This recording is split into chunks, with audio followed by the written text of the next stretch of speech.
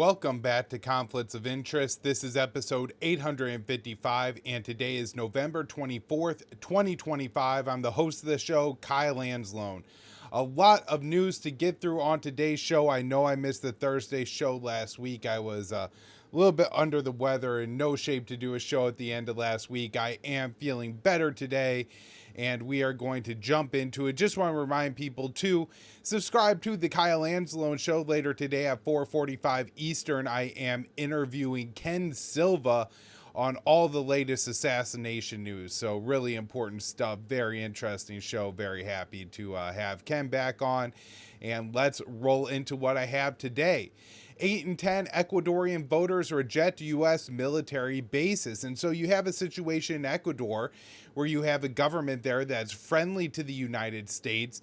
And the president put, I think, 4 different resolutions on a ballot, and all of them were rejected.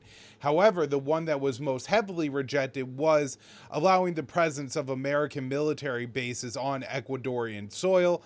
Of course, this seems to have some relevance as the United States relationship with Colombia is devolving, as the Trump administration, if not planning on regime change with Venezuela, certainly looking at a long-term war against drug cartels in Latin America.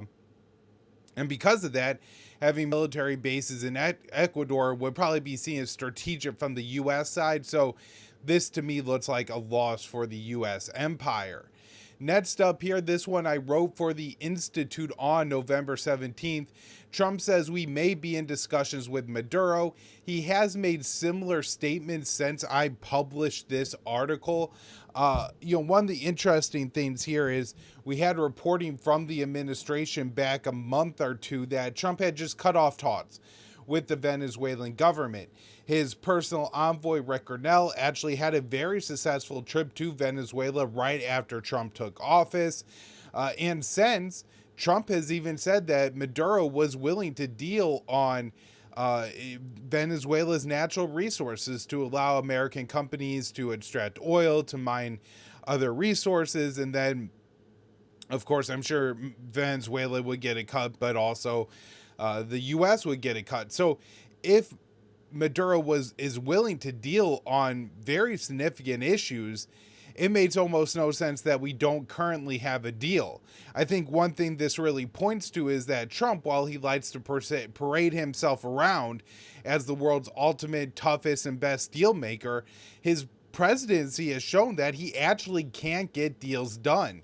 He sat down with Kim Jong-un during his first administration, while he was able to de-escalate tensions from where they were at the end of the Obama administration, where they escalated to at the beginning of his first administration.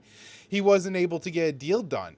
He did a deal with the Taliban, but he's made it very clear that he had no intention of following through with that agreement. Joe Biden is the one who actually implemented it. And so all of Trump's deals are really not for the benefit of the United States. He'll enter into pacts with Saudi Arabia, the Qataris.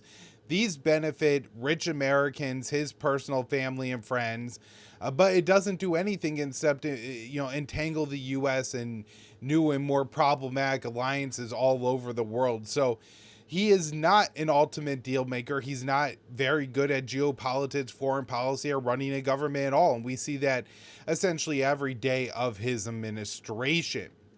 All right, this is, I think, extremely important. I wrote this article November 17th, the Libertarian Institute. No easy options. Europe amidst attempts to fill Ukraine's massive budget gap. And so the European Commission President, Ursula von der Leyen, has said that Ukraine will need $150 billion from Europe over the next 2 years. She proposed a range of kind of options to fill this budget gap. She wants countries to just make bilateral commitments to Ukraine. She wants to use the frozen Russian assets as collateral to take a loan out on behalf of the Ukrainians, and for the bloc to also pull money together to donate to the Ukrainians. There's a couple problems here. One, the major corruption scandal in Ukraine has made this less popular than ever. And so I think there's going to be more resistance to it in Ukraine. That corruption scandal likely, I think at this point, certainly involved U.S. or not maybe even U.S., but at least Western aid that was sent to Ukraine. So it's not as if it's Ukraine's own tax revenue that's being stolen, and while they're taking in U.S. aid, that's actually going to effective causes. It's actually that the aid is being stolen, and anybody who's paid attention to the war all along, even those of us who saw this coming, warned about it before the aid even started flowing. Ukraine was the most corrupt country in Europe. And during wartime, that was only going to exacerbate. Zelensky is not somebody with the history needed. He has a lot of financial backers. He doesn't have the knowledge to prevent this corruption. And so it was very obvious that this corruption was always already taking place, not to mention you see all these rich Ukrainians taking tours around Europe and the rest of the world, essentially flouting their newfound wealth. So this was obvious. But now it's proven, it's undeniable. One of Zelensky's former business partners has had to flee Ukraine into Israel, I believe, where at least a part of his wealth has been sanctioned by the Ukrainian government. This tied up the energy minister, the justice minister. These are both people who were put forward by Zelensky's Servant of the People party. And so this looks extremely bad for the Ukrainian government. And, if you're stealing wealth, then other countries are going to be less inclined to give you money, particularly vast sums like $150 billion. So this is a real problem for Ukraine. I think the Plural Fund, the NATO fund that European countries are donating to buy American weapons for Ukraine, has like $2 billion in it so far. So unless they're going to be able to replicate that 75 times over the next 2 years, which seems unlikely, then the Ukrainian government is going to face financial collapse, and that's if their military lasts that long in the first place. Next up here, Zelensky made a trip to France and signed a deal to buy 100 fighter jets from France. My guess is that this never materializes. Paris said it would take at least 3 years to train the Ukrainian pilots, and it's not like there's a surplus of Ukrainian pilots. One of the issues with transferring F-16s to Ukraine, it was just a lack of qualified people to bring into the rest to train on the F-16 platform, and all of Ukraine's pilots are needed for the current conflict as is. So it's not as if they're going to have an ample supply of pilots to send to Ukraine to train on all of these warplanes. And as we'll get into here, if the deal goes through that Trump has proposed, it'll prevent the French warplanes from going to Ukraine. Now, one more thing on France. A French general, actually, I think it's the chief of the French defense staff, so a very high-ranking general, Fabien Madan, said this. I want to read the quote because it is shocking, and I just want you to know I'm not taking this out of context and to put it fully out there for you guys. He said, Russia is convinced that the Europeans are weak. However, we are strong, fundamentally stronger than Russia. We have all the knowledge, all the economic and demographic strength to dissuade Moscow's regime. What we are lacking, and that is where you have a major role, is the strength of soul to accept the pain to protect what we are. If our country is weak because it is not ready to accept losing its children, because it's better to say things clearly, and to suffer economically because the priority will be the defense sector, then we are at risk. And so, look, France is not under threat from Russia. Russia is willing to settle the war in Ukraine, taking a small chunk of western and southern Ukraine. Now, not great that Russia changes borders through military action and force. I'm not endorsing that. But clearly, Russian tanks aren't prepared to roll across Poland, much less Germany, and then into France. And so this French general discussing his country losing its children, suffering economically for a war that has nothing to do with them, a threat that does not threaten them, is simply pointless. Also, if I'm a Frenchman, I'm thinking to myself, why the hell do we have nuclear weapons? Why are we maintaining this nuclear stockpile if we then have to send our children to fight in a war against Russia? We have a nuclear deterrent. Russia isn't going to invade. We have multiple large, strong European countries between us and Russia, and there's absolutely no indication that Russia is prepared to invade a NATO state at all that would draw France into the war. And so you have to wonder if he's talking about sending French children, or, no, I guess not children, those above 18, but, people who are his age, have children of the age that would be going to the conflict.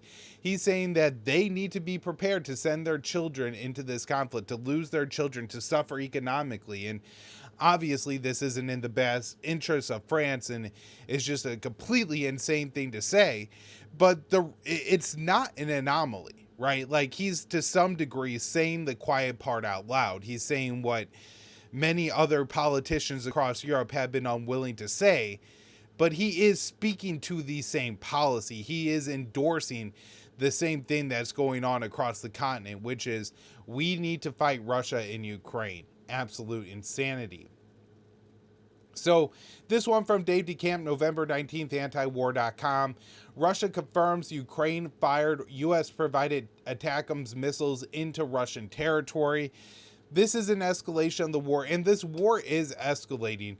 While the fighting along the front lines is relatively stagnant. Now, Russia has made some major, important, maybe even critical gains over the past month, and I don't want to downplay that. But I do want to say, anybody who is looking at the battle maps day in and day out, you're not seeing, especially if you look at the zoned out, like, full of Ukraine map, you don't see many changes on a day-to-day basis, right? Like, the front is moving slow. And a part of this is the Russian strategy, where they are ready to take territory at the diplomatic table rather than taking it with their soldiers. It seems to me that a lot of the Russian advances and moving forward here is just to keep wearing down the Ukrainian military, keep grinding down the Ukrainian military. They're eventually, if this war goes on long enough, going to cause either a military or financial collapse in Ukraine, a political collapse in Ukraine, at which point Russia will be able to dictate the terms of Ukraine's surrender, and they'll be able to take as much territory as they want, impose whatever conditions on Ukraine that they want. And that's why we don't see much changes across the front line. That said, the drone war, the missile war going on between those two countries is escalating. Ukrainian cities are being hit harder and harder. Critical Ukrainian infrastructure being hit harder and harder.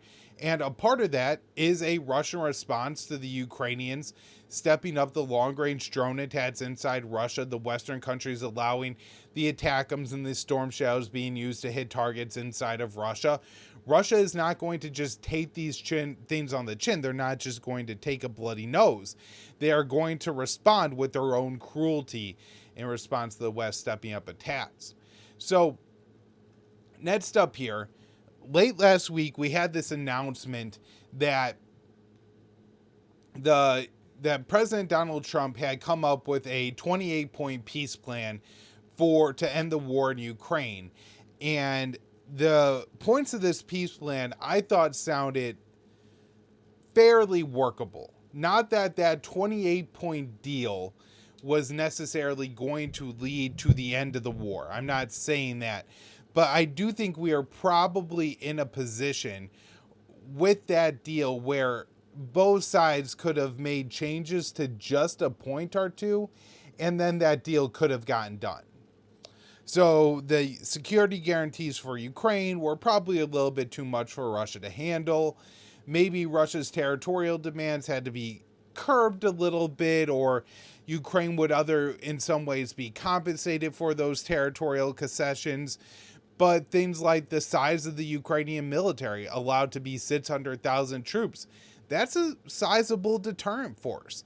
That Western countries would no longer be allowed to send long-range weapons to Ukraine meets a core demand of Russia. Ukraine would be allowed to join the EU, but not NATO. So, satisfying some demands on both sides. Now, ultimately, I think if you look at the deal, you could say the deal favors the Russians, which maybe, but you have to understand that Russia has the upper hand in the war. Um, so any deal that would be accepted at this point would, of course, favor the Russians. The Russians aren't going to agree to a deal that favors the Ukrainians when they have the upper hand on the battlefield, when this is now a war of attrition and Russia simply has more manpower, more military industrial base than even Ukraine or its backers. Ukraine is in financial hardships. They had to rely on hundreds of billions of dollars from their allies when that's going to be increasingly politically untenable with corruption scandals going on in Ukraine. So I think the deal accurately represents the situation on the ground and offers a workable proposal from both sides. Now, the White House said that this was actually written by Steve Witkoff. Trump approved of it, of course, and it was done with input from both the Ukrainian and the Russian side. Now, predictably, any deal that accurately reflects the situation on the ground in Ukraine is going to be unacceptable to many in the West and the U.S. I'm not talking about people, just political leaders. For several years, they have demanded utter Russian capitulation and that Russia essentially surrender, give Ukraine back all of its territory, pay for war reparations, Putin goes to The Hague. Just things that, even if maybe would be the most just outcome of this conflict, and that's, I think, a separate discussion. I'm not saying I necessarily endorse that, but even if you believe that is the just and moral outcome of this war, it's never going to happen. And so this is a reasonable proposal to end the war. Now, again, predictably, you get the outrage from U.S. politicians, European leaders, Ukrainian leaders. I wanted to kind of tackle some of the attacks. And this is actually my email I wrote today for the Libertarian Institute. You sign up for that mailing list at thelibertarianinstitute.org. But basically, Trump does have the Trump card, right? I guess I want to say this at the top. If Trump wanted to, he could summon Zelensky to the White House tomorrow, right? He could send Zelensky a plane. He says, you're going to get on this plane, you're going to fly to the U.S., and then me and you are going to sit down and we're going to have a discussion. And during that discussion, Trump could inform Zelensky that not only is the U.S. not providing any more military aid to Ukraine, we're not helping them battle. Our military, our Pentagon, is not aiding the Ukrainians anymore. We're not training their soldiers. We're not going to provide military intelligence, and we're not even going to allow our weapons to be sold to the Ukrainians if the Europeans buy them. And Zelensky will have to do whatever Trump says, right? If he has any common sense at all. He would not have a choice. Ukraine couldn't continue to fight for weeks, maybe months, without the level of U.S. support that he received. So Zelensky would effectively have to take the deal. Now, maybe Zelensky would try to appeal to the West, would appeal to European leaders, would appeal to his friendly politicians in the U.S. and say, please, you have to do something about this, and believe that they will, and ultimately the U.S. support will restart as it has previously under the Trump administration. But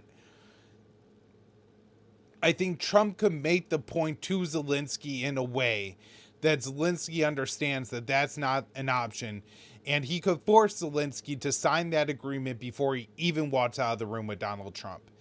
And if Trump wanted to, he could do that. I don't think Trump understands that he could do that. I don't think Trump will do that, even if he understood that he could do it. And even if he did it, I'm not sure he has the follow through to make sure that it doesn't fall apart until then.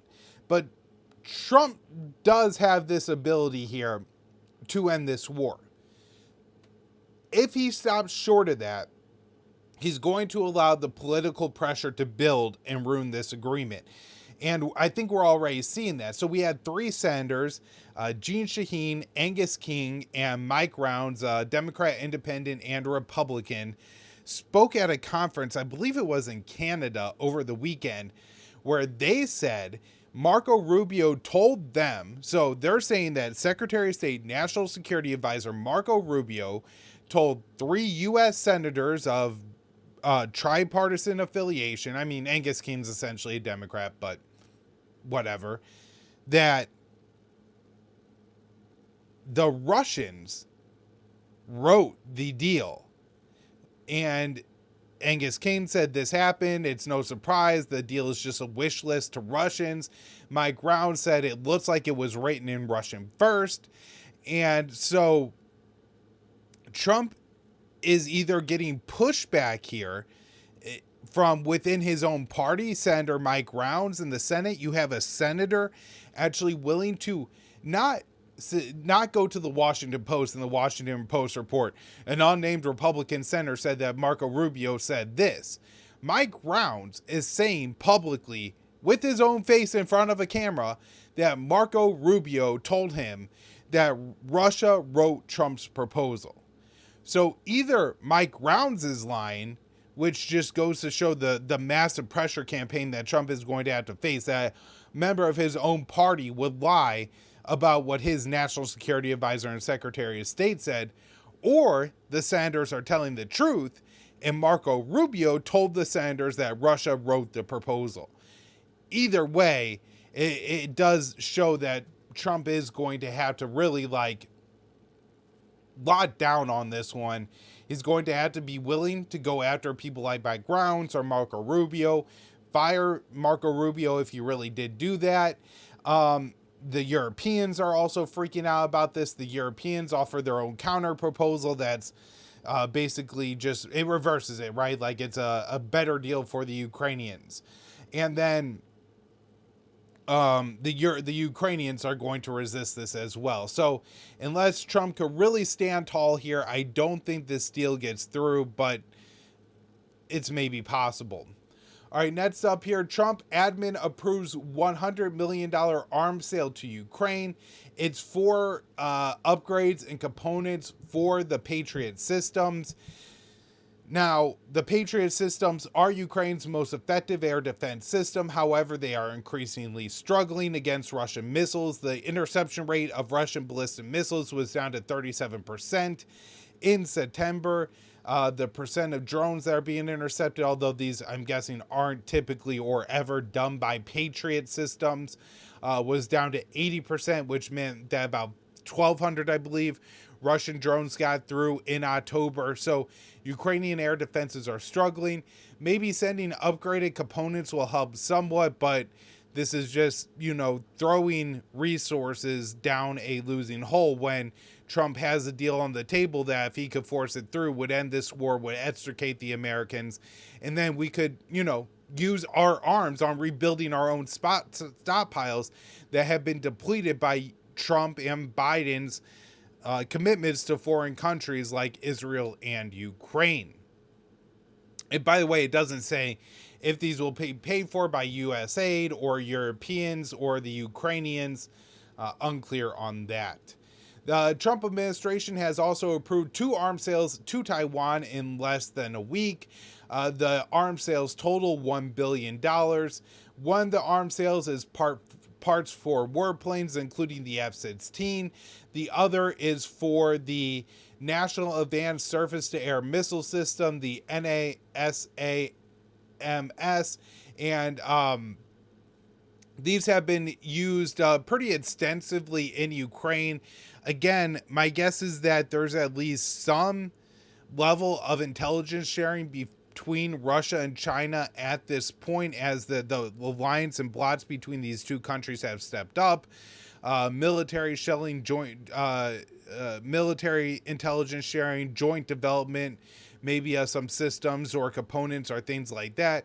And so as Russia is able to evade these systems in Ukraine, then they're going to be less effective for the Taiwanese if it ever does come to conflict with China. Of course, China gets very upset when the U.S. sells Taiwan weapons. Oh, I guess it's probably also worth noting here, too, that Trump has not approved arms sales to Taiwan in his second administration before this. And there was some hysteria coming out of the Senate over Donald Trump focusing too much on our own hemisphere, moving military assets towards our own hemisphere, not as concerned about the Indo-Pacific, and also not selling and approving and transferring enough weapons to Taiwan. All right, next up here. Over the past 2 years, 100 Palestinians have died in Israeli prisons. That number could actually be higher. This is just confirmed deaths, not deaths of that are still being hidden, or people who, were plucked from Gaza and then tortured to death in a prison, and their family members just have no idea where they are. Could be buried under the rubble, could be dead in an Israeli prison. I think this story is important for a couple of reasons.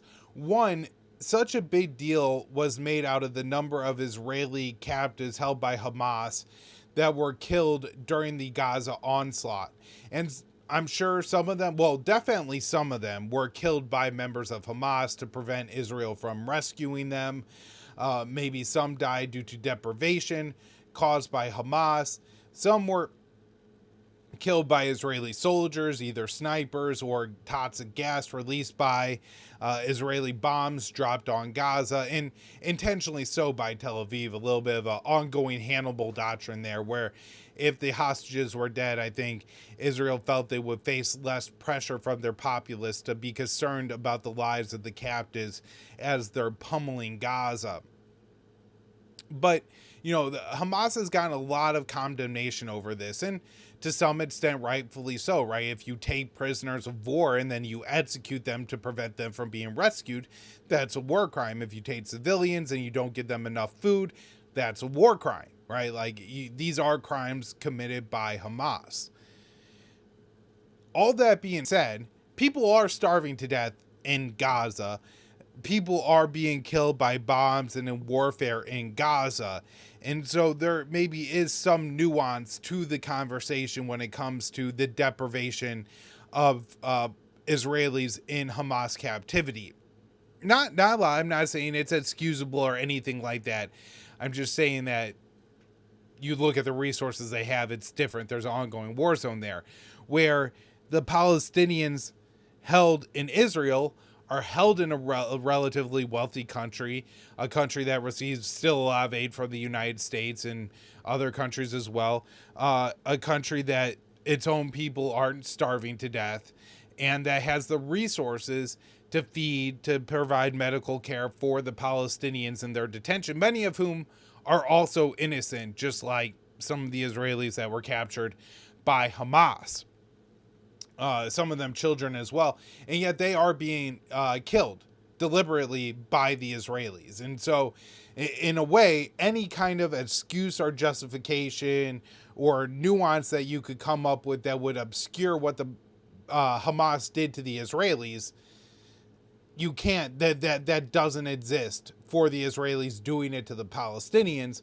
On top of that, the number of killed Palestinian detainees is actually higher than the number killed by Hamas. So I think that's a significant part of this as well. And again, if we're going to call Hamas terrorists and condemn Hamas for what they have done to the Israeli captives, and I do agree with that, you have to then condemn Israel even louder for what they've done to the Palestinians. Because it's been a greater number, it's been worse, it's been more intentional. All right, next up here, this is an article I wrote November 23rd for the Libertarian Institute. Israel has committed 500 violations, killed 350 Palestinians since the start of the ceasefire.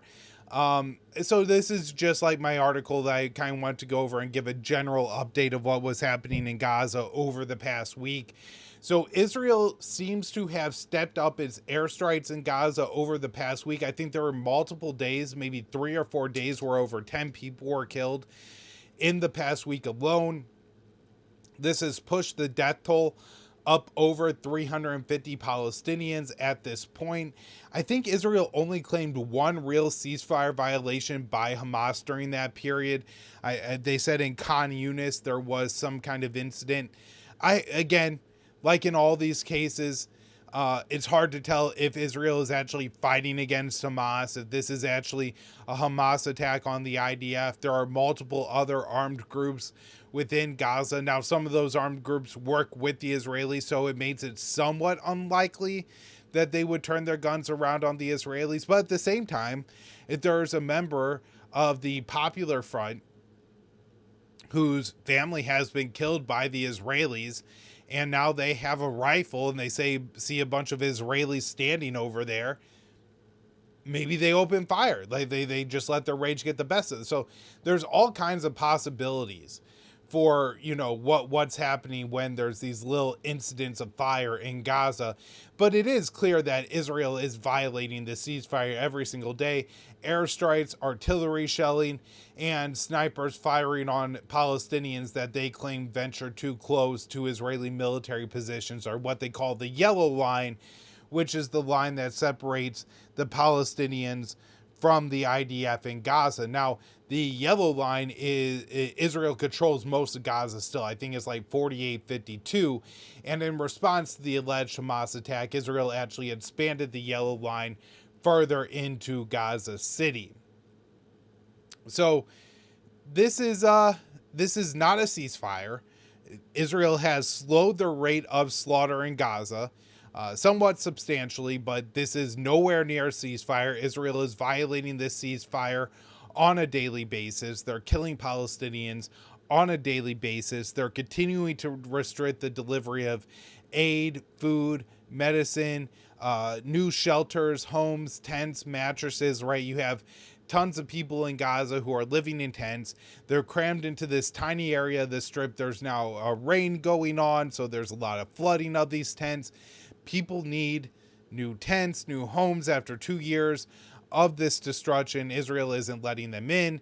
They need an ample amount of food. Israel isn't letting that in. The hospitals need medical supplies. Israel isn't allowing that in. And the humanitarian crisis hasn't eased. Oh, also a part of the ceasefire violations is Israel is continuing to demolish and, they set charges and blow up like entire neighborhood blocks a single time after they evacuate the Palestinians. So the genocide isn't off, the ethnic cleansing isn't off, the onslaught isn't off. It is just at a slower pace. This was just particularly nefarious. So when we're talking about Israel not allowing aid into Gaza, UNICEF set up this massive vaccination drive, I guess, as you guys could imagine, over the past 2 years. New Palestinian children that were born, or Palestinian children that were, 2-3 years old on the day of October 7th, have not received their scheduled vaccinations. There wasn't anesthesia in these hospitals to administer to children to get their legs and arms amputated. So unlikely that parents are able to take their children to the clinic to receive the routine polio and other vaccinations, things like that. So Israel allowed UNICEF to have the vaccinations, but then they didn't allow in the syringes and the refrigeration units. And so the vaccination drive ended because of Israel's block of aid. One more here, I think, on the situation in Israel. This is related to the West Bank. Human Rights Watch says Israel is committing crimes against humanity in the West Bank. I just want to read a quick paragraph here from the Human Rights Watch report. The Israeli government's forced displacement of the populations of 3 West Bank refugee camps in January and February of 2025 amounts to war crimes and crimes against humanity. The 32,000 people reportedly removed from there have not been permitted to return to their homes, many of which Israeli forces have deliberately destroyed. And a senior human rights researcher explained, with global attention focused on Gaza, Israeli forces have carried out war crimes, crimes against humanity, and ethnic cleansing in the West Bank that should be investigated and prosecuted. They did particularly point to Israeli leaders, including Benjamin Netanyahu and Defense Minister Israel Katz, who should stand trial for these war crimes. And as we have heard from several Israeli officials, they want to replicate what they've done in the West Bank in Gaza. All right, last story up here today. Trump met with Saudi Crown Prince Mohammed bin Salman, MBS, Clown Prince Bonesall in the White House last week. MBS is the de facto ruler of Saudi Arabia. His father is a very elderly man who I believe has some fairly significant cognitive decline and really doesn't do any managing or running of the country at all. So MBS is in charge. So Trump is effectively meeting here with the Saudi leader. Leading up to this summit, there was some discussion that Saudi Arabia would join the Abraham Accords. Israel was saying that the U.S. should leverage selling F-35s to Saudi Arabia in order to get them to join the Accords. Saudi was demanding that Israel give a commitment to one day allow for a state of Palestine to exist if certain conditions are met in order to join the Abraham Accords. Netanyahu refused to do so, and it doesn't seem like any meaningful progress was made towards the Saudis joining the Abraham Accords. However, I do think there was some other interesting developments at the summit. One, Trump agreed to make Saudi Arabia a major non-NATO ally, which isn't the same as the mutual defense pact that Saudi Arabia was asking for, but is an elevation of the U.S.-Saudi relationship. They get additional weapons, training, priority access to weapons, things like that. Additionally, he signed a nuclear energy agreement with the Saudis and a weapons deal for F-35s and tanks. Now, the energy agreement, the nuclear energy agreement, I haven't found all the details of this yet. And when they come out, I think it'll be very interesting. The U.S., under Trump's first administration, I think under Biden as well, have been willing to sell Saudi Arabia a program that will allow them to domestically produce nuclear energy under what is known as the 1-2-3 framework, where we help them build nuclear reactors, but then we provide the nuclear fuel for those reactors and the nuclear fuel rods, and then the nuclear waste that's produced, we would refine it down to like make all the enrichment would be done in the United States or in an allied nation, right? It wouldn't be done domestically in Saudi Arabia. And this kind of ensures that Saudi Arabia would have a nuclear program that is for civilian purposes and wouldn't have a nuclear breakout potential. Saudi, on the other hand, has wanted to domestically produce their enriched uranium. And I think they've even talked about maybe doing a joint venture with the Emirates, the UAE. So it's unclear what happened here. I am concerned that Trump agreed to allow Saudi Arabia to give them technology to domestically enrich their own uranium.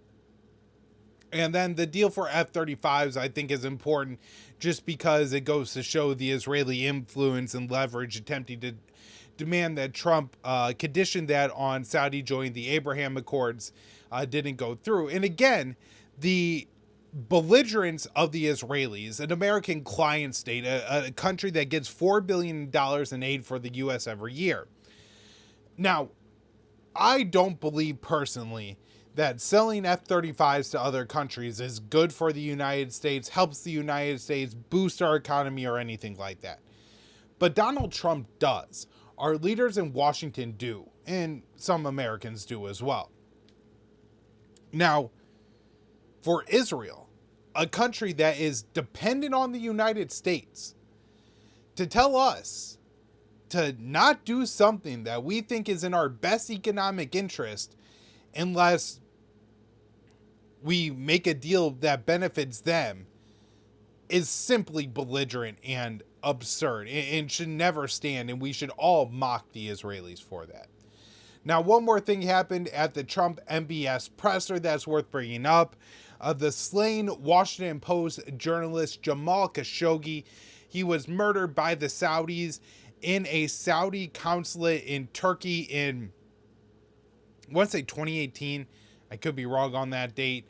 A journalist brought that up to Donald Trump and MBS, and Trump went on to torch the journalist, called her a liar, fake news. It was an ABC reporter, and then went on to smear the legacy of Jamal Khashoggi while embracing and celebrating MBS. Just a terrible thing to do. And it's not America first. I mean, it's not Israel first either. It's Saudi first in that case. But definitely not an America first thing to do. Not what you want to hear from the American president. Very disappointing.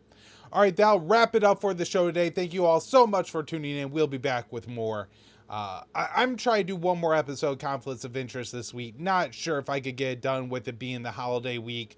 It'll be very busy here, with the little girl for Thanksgiving and everything. But I am going to try to make it work. I will have episodes of the Kyle Anzalone Show Monday and Wednesday at 4:45 Eastern. Today, that will be Ken Silva. Talking assassinations. Really excited to talk to Ken and all that he uncovered in writing his new book on the assassination attempts against Donald Trump's life. Thanks, everyone.